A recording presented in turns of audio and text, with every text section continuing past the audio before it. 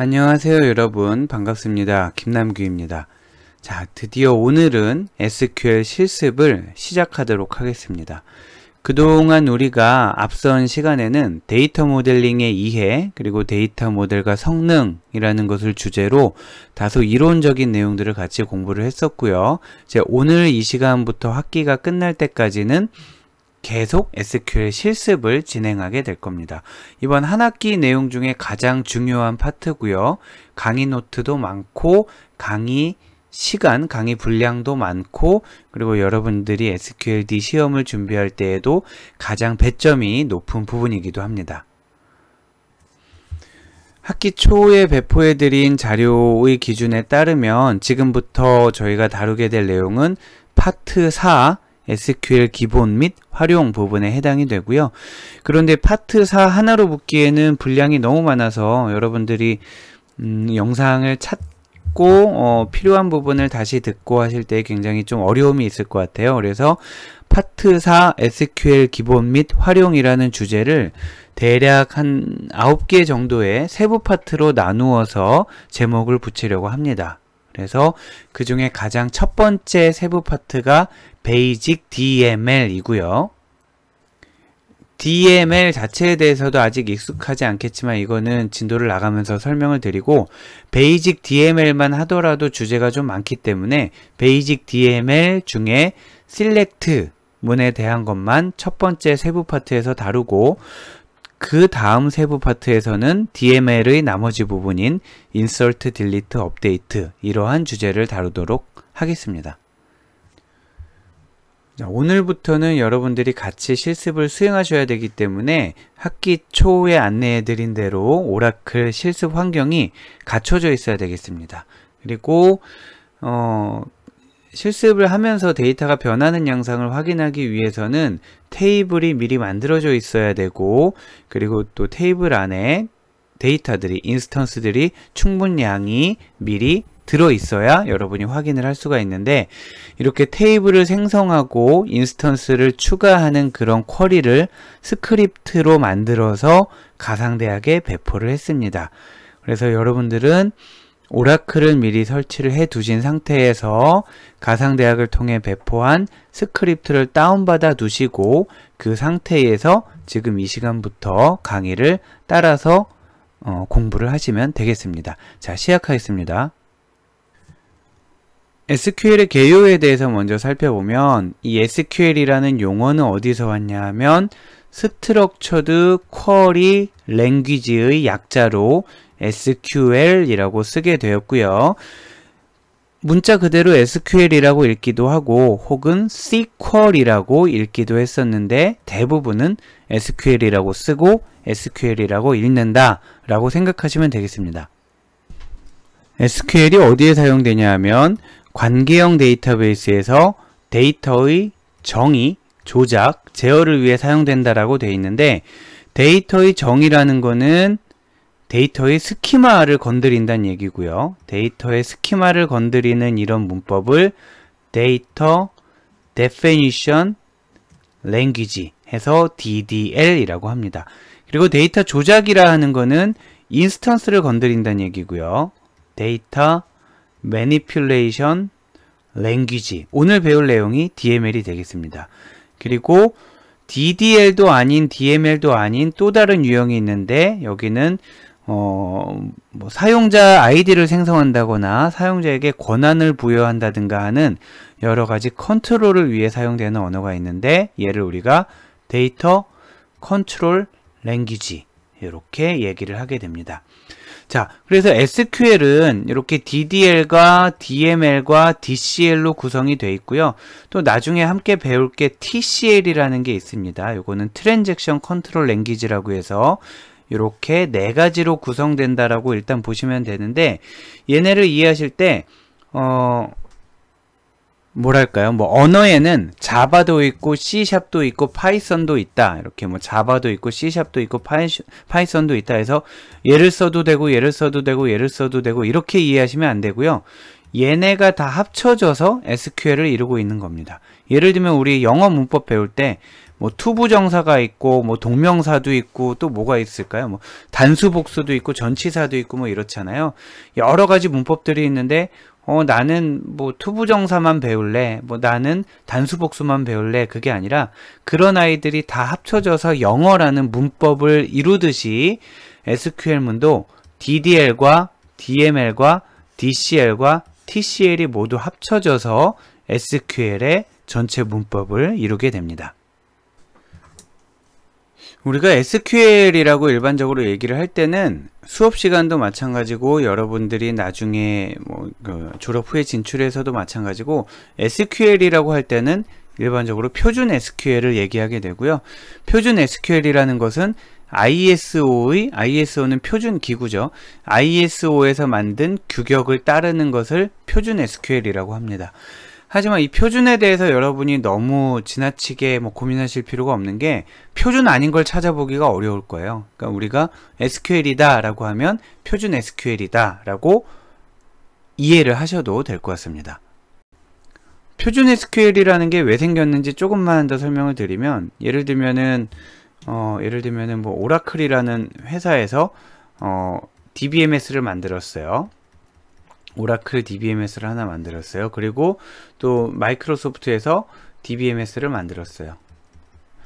그러면 저마다 다 필요로 하는 중요하게 생각하는 기능이 다르니까 서로 다른 형태로 만들었을 거고 A사의 DBMS를 충분히 활용하기 위해서는 A사에 맞는 SQL이 필요할 거고요. 네, 이렇게 있겠죠. 그리고 B사에 맞는 DBMS를 충분히 활용하기 위해서는 B사에 맞는 또 SQL이 필요할 거란 말이에요. 그런데 이 A와 B의 SQL이 너무 다르게 되면 공부하는 사람들이나 사용하는 사람들이 너무 헷갈리잖아요. DBMS 바뀔 때마다 공부를 다시 해야 되고 그러다 보니까 우리 주요한 문법들은 어느 정도 통일하자라는 움직임이 있었고 아주 예전부터 그래서 표준 SQL이라는 게 존재하게 되었습니다. 그래서 예를 들면 우리가 배우게 될 뭐 select 어쩌고 from 어쩌고 where 등등 대부분의 문법들은 표준 SQL이에요. 즉 오라클에서도 작동하고 MS SQL에서도 작동하고 또 MySQL에서도 작동하고 여러 군데에서 모두 작동하는 그런 SQL인데 또 하다 보면은 A사는 A사대로 또 계속 발전이 될 거 아니에요. 그래서 표준 SQL 더하기 몇 개가 더 생길 거고요. 또 B사에도 표준 SQL 더하기 몇 개가 더 생길 거예요. 그러면 요런 아이들은 A사에서만 먹히고 요런 아이들은 또 B사에서만 먹히고 이렇게 되죠. 그러면 또 몇 년이 지나서 이런 것들이 많아지면 서로 또 협의를 하겠죠. 서로 협의를 해서 요 기능과 얘가 똑같은 것 같으니 뭐 이렇게 통일해서 표준으로 넣자 하면은 표준이 계속 바뀌게 되는 겁니다. 자, 아무튼 배경은 이러하고 여러분들은 우리가 배우는 SQL이 표준 SQL이다 이렇게 생각하시면 되겠습니다. 본격적인 문법으로 들어가기 전에 SQL문의 기본 작성 규칙을 한번 쭉 살펴보면 문장의 마지막은 세미콜론으로 끝나게 됩니다. 그래서 만약에 문장이 막 세미콜론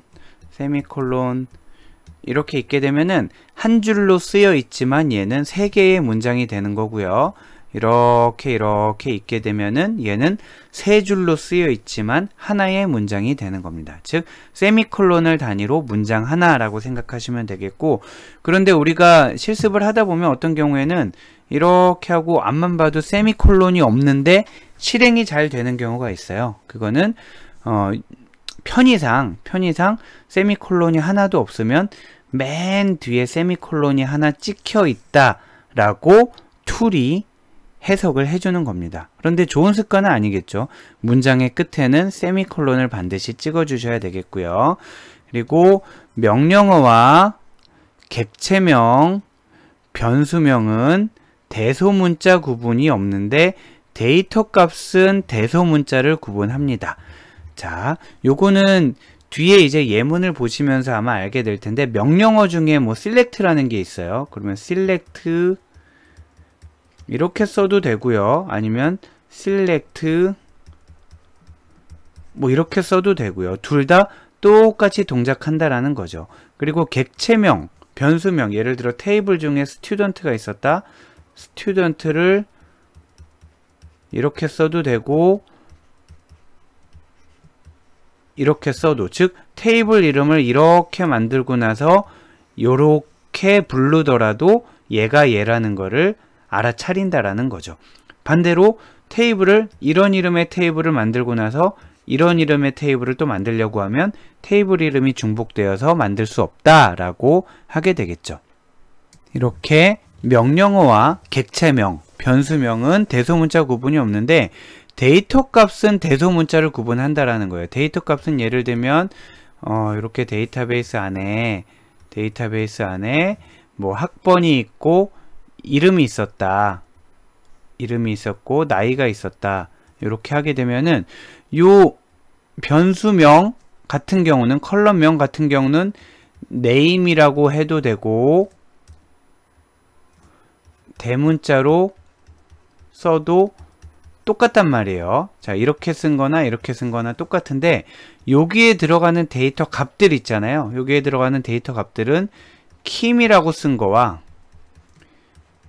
이렇게 소문자를 섞어 쓴 거와 완전 소문자로 쓴 거와 모두 다 다르다라는 거죠. 이게 어떤 때 영향을 주냐면 학생 레코드 중에서 이름이 kim인 사람을 모두 뽑아라 라고 하게 되면은 얘만 뽑아주고 얘와 얘는 나오지 않는다라는 겁니다. 그래서 얘네는 서로 다른 데이터가 되어버리는 거죠. 그래서 여러분들이 지금 정리하실 때에는 지금 요 마지막 문장을 정리하시면 되겠습니다. 명령어, 객체명, 변수명은 대소문자 구분이 없어서 대문자로 쓰나 소문자로 쓰나 모두 동일하게 인식을 하는데 데이터 값은 대문자와 소문자를 명확히 구분한다 라고 정리하시면 되겠습니다. 그리고 날짜와 문자열에는 작은 따옴표를 사용해서 구분을 하고요. 예를 들면은 숫자다. 그러면은 뭐 age가 20살이다. 이거는 age는 20 이렇게 하면 되겠고요. 그리고 날짜 혹은 문자열, 만약에 이름이 kim이다. 요걸 조건으로 줘볼까요? 그러면은 name은 그냥 kim이라고 쓰는 게 아니라 작은 따옴표로 이렇게 문자열로 만들어 준다라는 거죠. 자, 해서 날짜와 문자열에는 작은 따옴표를 사용한다라는 것을 유념해 주시고요. 그리고 어디까지가 한 단어인지를 나타낼 때는 우리 일반적인 문장 쓸 때처럼 띄어쓰기, 즉 공백으로 하면 되는데 줄바꿈, 엔터를 친 것도 공백으로 이해를 한다라는 겁니다. 예를 들면 우리가 아직 문법은 모르지만 select name from student. 자, 이렇게 하면 이거는 하나의 문장인데 이 단어와 단어 사이를 이렇게 공백 또는 뉴라인 캐릭터로 구분을 할 수가 있다라는 거죠. 만약에 얘네를 붙여서 쓰잖아요. 그렇게 하진 않겠지만 select name 이렇게 붙여서 쓰게 되면은 얘네를 한 단어로 인식해서 잘못된 문장이라고 알게 되는 거예요. 자, 여기까지 해서 여러분이 좀 유의하셔야 될 거는 데이터 값은 대소문자를 구분하고 다른 것들은 대소문자 구분이 없다는 거, 그리고 문장의 마지막은 엔터가 중요한 게 아니라 세미콜론이 중요하다라는 것을 기억하고 가시면 되겠습니다. 그리고 주석이라는 거는 여러분 잘 아시겠지만 실제로 실행되지는 않으면서 코드의 가독성을 높이기 위해서, 즉 코드를 읽는 사람이 이 코드는 이렇게 실행하란 얘기구나, 이 코드는 이런 기능을 실행하는 코드이구나 라는 것을 설명해 주기 위한 주석문을 나타내는 방법이 있는데, 이렇게 대쉬 2개를 하고 옆에 뭐라 쓰게 되면 얘네는 SQL문 안에 있지만 실행이 되지 않고 그냥 편의상 제공되는, 설명을 위해 제공되는 주석이고요. 그런데 만약에 주석이 길어서 여러 줄에 되어 있는 경우는 쫙쫙하고 주석, 쫙쫙하고 주석, 쫙쫙하고 주석 하면 너무 귀찮잖아요. 그렇기 때문에 여러 줄에 걸친 경우에는 예로 시작을 해서 예로 끝나는 이 부분이 전부 주석이 되겠습니다. 그래서 한 줄, 두 줄 정도를 할 때는 대쉬 두 개를 연이어서 쓰면 되겠고요. 여러 줄에 걸친 주석은 슬래시 별표로 시작해서 별표 슬래시로 끝나는 이 구간 안에 주석을 여러 줄을 삽입하면 되겠습니다. 자, 그리고 아까 소개해드렸던 DDL, DML, DCL, TCL에 대한 언급이 나와 있는데 여기 한번 다시 볼게요. DDL, 데이터 정의어라는 거는 데이터의 구조, 즉 스키마를 정의하기 위한 명령어고요. 명령어의 구체적인 예로는 뭐 create 테이블 이런 식으로 쓰게 됩니다. 테이블을 만들거나 지금 요거는 일단 눈으로만 한번 보시고 나중에 실제 문법을 배울 때 한번 정리를 다시 하면 되겠습니다. 자, 보면은 테이블을 생성하거나 테이블을 변경하거나 테이블을 삭제하거나 테이블을 이름을 바꾸거나 트렁케이터는 조금 복잡한데 테이블에 있는 모든 내용을 지우는 거는 요거는 약간 좀 논외로 하도록 할게요. 그리고 데이터 조작어 DML은 테이블 안에 들어있는 데이터, 즉 인스턴스를 검색하거나 변형이라고 할 때는 삽입, 삭제, 갱신을 다 얘기를 합니다. 보면은 데이터를 조회하기 위한, 검색하기 위한 select 문이 있고요. 그리고 데이터를 새로 추가하는 insert, 데이터를 갱신하는 update, 데이터를 삭제하는 delete가 있는데 얘네들을 둘로 나눠서 이렇게 하면 앞에 거를 우리가 조회 쿼리라고도 얘기를 하고요. 조회. 그리고 얘네들을 갱신 쿼리라고 얘기를 합니다. 자, 우리 액세스 시간에는 이렇게 배웠죠. 얘를 선택 쿼리라고 하고 얘를 실행 쿼리라고 하고 이렇게 됐습니다.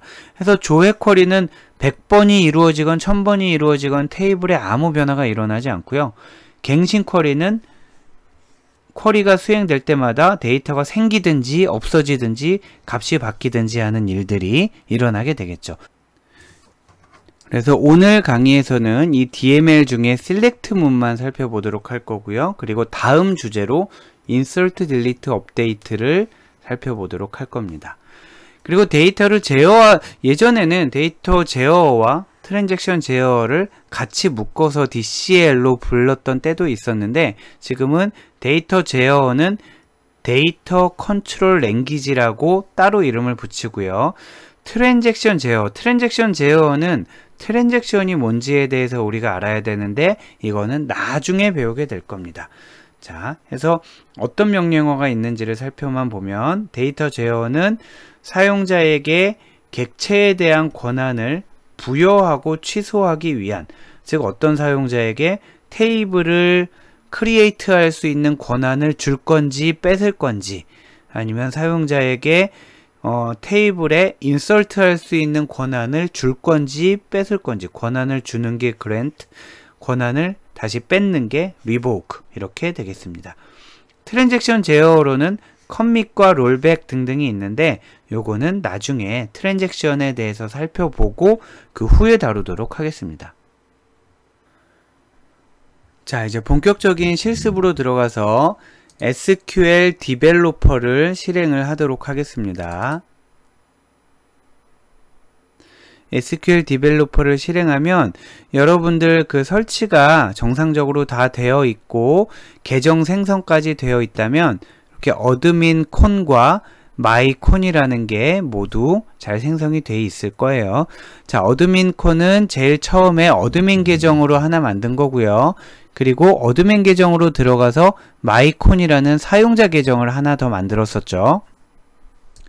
자, 어떤 걸로 들어가도 상관없지만 우리는 우리가 만든 마이콘 계정에서 실습을 하도록 하겠습니다. 혹시 여기까지 준비가 안 되신 분들은 이전 강의 영상인 파트 1 인바이러먼트 세팅을 참고하셔서 준비를 하시고 실행을 하셔야 되겠습니다. 자, 어드민 콘으로 들어가도 관계는 없는데 우리는 마이콘으로 들어가 볼게요. 마이콘을 더블 클릭합니다. 네, 이렇게 해서 접속이 되었고요. 시작 페이지는 더 이상 필요가 없으니까 삭제를 하도록 할게요. 그러면 기본적으로 마이콘이라는 것으로 접속해서 SQL문을 적을 수 있는 공간이 나오게 되고요.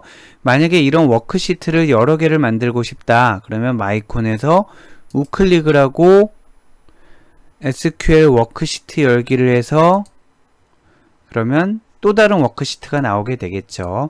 자, 오늘은 일단은 하나만 열고 작업을 진행하도록 할게요. 자, 여기서 접속이 제대로 되어 있는지를 확인하기 위해서 우리 environment 세팅 때 했던 간단한 SQL문을 다시 한번 수행해 보도록 하겠습니다. select 똑같이 써볼게요. select 한 칸 띄고 별표 한 칸 띄고 from 한 칸 띄고 dual. 자, 이렇게 되어 있습니다. 우리 아까 배웠던 것을 여기서 다시 한번 설명해 보면 select 한 칸 띄고 별표 한 칸 띄고 이렇게 한 칸 뜰 때마다 단어 구분이 이루어지는 것을 알 수 있고요. 그리고 맨 뒤에 세미콜론을 찍었다라는 것도 알 수 있습니다. select 별표 from dual. 그리고 대소문자가 아무 상관이 없다고 그랬잖아요. 그래서 얘를 이렇게 from으로 바꿔도 아무 상관이 없습니다. 자, 여기까지 한 다음에 이 문장을 실행하기 위해서 여기 왼쪽에 있는 초록색 초록색 기호를 누르면 실행 결과가 이렇게 나오게 되고요. 자, 요 select 별표 from dual에 대한 의미는 나중에 필요할 때 다시 설명을 드리도록 하겠습니다. 여기까지 나오면은 설정에는 이상이 없는 거고요. SQL문을 제대로 본격적으로 실습을 하기 위해 이미 데이터를 제가 만들어 놓았고요. 그 데이터를 여러분도 똑같이 구축할 수 있는 스크립트를 같이 배포를 했습니다. 스크립트라는 거는 SQL문이 둘 이상, 즉 여러 개의 SQL문을 모아놓은 거를 스크립트라고 한다. 이렇게 생각하시면 되겠습니다. 예를 들면 select 별표 from dual 또 뭐 이런 식으로 있다. 문장이 지금 3개잖아요. 그러면 얘도 일종의 스크립트가 되는 거죠. 문법상으로는 그런데 똑같은 문장 여러 개 하는 건 별 의미가 없고 뭔가 처음부터 끝까지 묶여서 어떤 하나의 미션을 수행하고자 한다. 이럴 때 우리가 스크립트라고 부르게 되겠습니다. 자, 우선 예제 데이터로 K리그 데이터라는 거를 하나 여러분들한테 배포를 했는데 이 안에는 테이블이 4개가 있어요. 하나는 플레이어가 있고요. 또 하나는 팀이 있고요. 그리고 또 하나는 스테디움이 있고요. 그리고 또 하나는 스케줄. 이렇게 4가지의 테이블이 있습니다.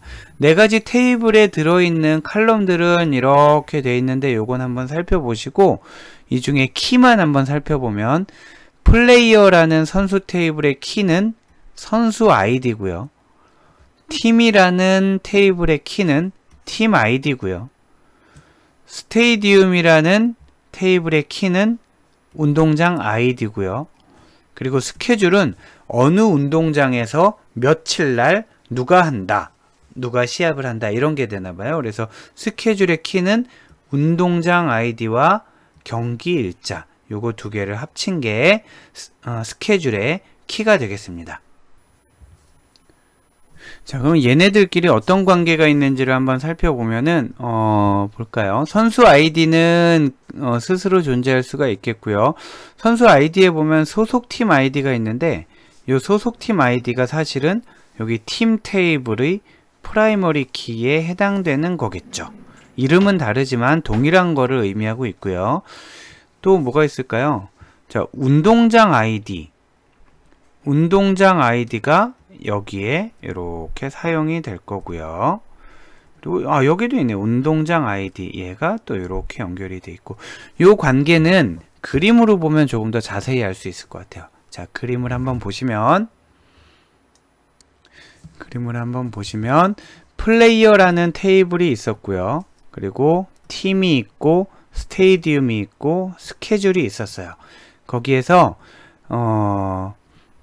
팀 아이디가 있는데 요 팀 아이디가 오른쪽에 요 녀석에 여기가 이제 왼쪽이 프라이머리 키고 여기가 포린 키가 되는 거죠. 그래서 관계를 설정을 했고 얘는 위층이 아니라 아래층으로 갔으니까 비식별 관계가 된 거예요. 자, 식별 관계, 비식별 관계, 그리고 프라이머리 키, 포린 키에 대한 부분은 우리 앞서서 충분히 같이 논의했으니까 여러분이 한번 확인을 해보도록 하고요.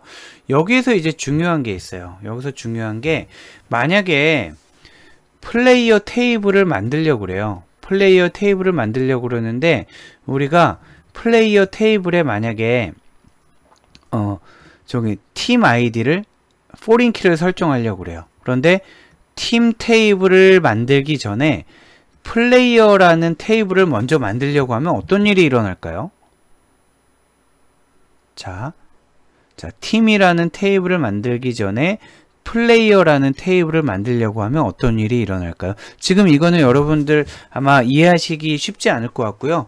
나중에 다시 자세히 설명드릴 기회가 있을 겁니다만 결론은 테이블 간에도 생성하는 순서가 중요하다. 요것까지만 이해를 하시면 되겠습니다. 자, 보면은 플레이어라는 테이블을 만들려면 거기에 포린 키를 선언을 해줘야 된단 말이에요. 그런데 요 포린 키를 선언을 하려면 팀이라는 테이블의 팀 아이디를 얘가 참조를 하게 해야 돼요. 근데 만약에 아직 팀이라는 테이블이 안 만들어진 상태에서 플레이어를 만들려고 한다. 그러면은 포린 키를 선언할 때 에러가 발생하게 된다라는 거죠. 에러가 발생을 해서 팀이라는 테이블을 참조해야 되는데 그런 테이블 없는데? 라고 하면 얘가 안 만들어지게 돼요. 그래서 플레이어보다는 팀이 먼저 만들어줘야 되는데 팀도 마찬가지예요. 팀을 만들려다 보니까 스테이디움 아이디가 있어요. 포린 키를 선언해야 되는데 스테이디움 아이디는 스테이디움이라는 테이블에 있어요. 근데 스테이디움이 아직 안 만들어졌다면은 여기서 또 에러가 나게 되죠. 그래서 얘보다는 얘가 더 먼저 만들어줘야 돼요. 그래서 1, 2, 3의 순서대로 만들어줘야 되고요. 스케줄은 어떤가요? 스케줄도 마찬가지로 얘와 얘를 필요로 하는데 스테이디움 아이디를 필요로 하고 있잖아요. 그러니까 스테이디움이 먼저 만들어지고, 자, 정리하면 이렇게 되겠네요. 얘가 무조건 제일 먼저 만들어줘야 돼요. 그 다음에 얘가 만들어지고 얘가 만들어지는 이런 순서로 만들어져야 되고요. 스케줄은 아무튼 스테이디움보다만 후에 만들어지면 되겠습니다. 지금 이거를 여러분이 명확하게 이해하시긴 어렵고 아까 말씀드린 것처럼 테이블 간에도 만들어지는 순서가 중요하다. 그런데 순서에 대해서 조금 더 얘기를 하자면 프라이머리 키를 사용하는 테이블은 그 프라이머리 키가 참조하는 엄마 테이블, 부모 테이블, 얘가 먼저 만들어져야 그 다음에 참조할 수 있다. 이렇게 정의를 하시면 되겠습니다. 이로 인해서 굉장히 혹시 여러분이 좀 깊게 생각을 해보면 굉장히 난감한 상황이 발생할 수가 있거든요. 굉장히 난감한 상황이 발생할 수 있는데 그렇다면 이런 경우는 어떻게 해야 하나요? 라는 질문이 혹시 생기게 되면 질문을 가상대학으로 남겨주시면 되겠습니다. 질문이 없으면 그대로 넘어가도록 할게요. 자, 그래서 제가 여러분들한테 배포해드린 스크립트 파일은 krig.sql이라는 이름으로 배포를 했고요. 그 코드를 뒤에 잠깐 살펴보면 과정은 이렇습니다. 4개의 테이블을 모두 삭제하고요. 왜냐하면은 이미 이걸 돌릴 때마다 모두 초기화를 시키기 위해서 그래요. 테이블이 만약에 없으면은 그냥 새로 만들면 되는데 테이블이 있었다면 그거 삭제하고 다시 만들라고 하려는 겁니다. 해서 테이블이 있으면 모두 삭제해라. 자, 드롭 테이블 어쩌고 저쩌고 하게 될 거고요. 지금 보면 이 부분입니다. 문법은 자세히 모르지만 여기가 이미 있는 테이블 4개를 날리라는 거고요. 그 다음으로 테이블 4개를 다시 생성하는 거예요. 그 부분이 여기가 되겠습니다. 지금 하나만 나와 있는데 이런 식으로 여러 개를 만들게 되는 거예요. 지금 스테디움 만드는 것만 얘기가 나와 있습니다. 그래서 지금 얘네는 테이블을 날리고 테이블을 만들고, 즉 스키마를 건드리는 거니까 DDL에 해당되는 부분이고 오늘 배울 내용은 아닌 겁니다. 그리고 나서 그 4개의 테이블에 각각 레코드를 집어넣게 될 텐데 요거는 인서트 문으로 하게 되고요. 실제 코드를 한번 같이 보시고 이 스크립트를 이용해서 테이블을 만들고 데이터도 삽입해 보도록 하겠습니다.